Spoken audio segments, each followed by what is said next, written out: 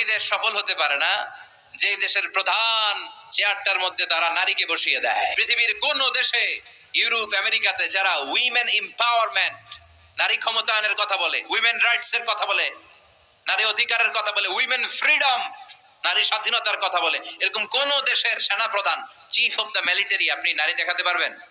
কথা কোন? তার মানে ওরা জাতে মাতাল। তালে নারী স্বাধীনতার কথা বলে, কিন্তু চিফ অফ দ্য মিলিটারি কোন দেশের সেনা প্রধান নারী নাই। কোন দেশের প্রধান বিচারপতি আমার জানা মতে নারী নাই। আপনাদের জানা থাকলে বলেন। বিসিএস এর জন্য যারা প্রিপারেশন নিচ্ছ, তোমরা বিসিএস ক্যাডার হবা, অনেক সাধারণ জ্ঞান পড়তে হয়। বলো তোমার পুরো সাধারণ জ্ঞানের যত ঝুলি আছে ওখান থেকে পৃথিবীর কোন দেশের প্রধান বিচারপতি নারী আছে? চিফ অফ দ্য মিলিটারি সেনা প্রধান নারী আছে?